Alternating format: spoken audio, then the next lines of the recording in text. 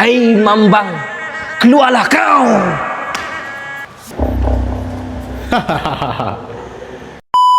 Kan saya dah cakap ada seekor besar, seekor kecil. Betul tu boy, betul.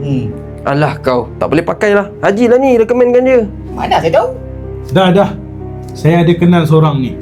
Nama dia Chip. Dia memang power.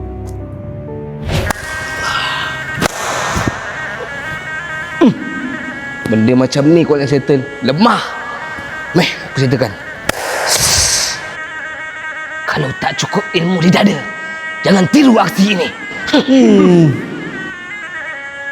Hai mambang, keluarlah kau.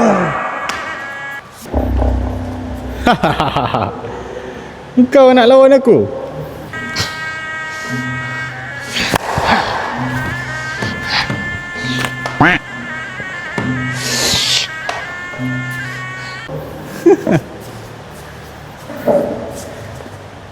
Dah lah, comel.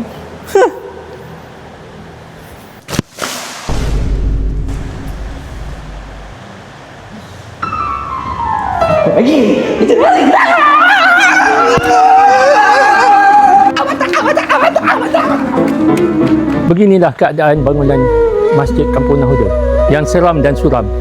Alhamdulillah, untuk episod keempat kita telah mencapai sejumlah yang demikian.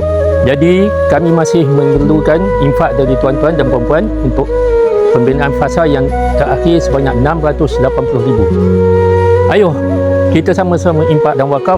Sila tekan link di bio.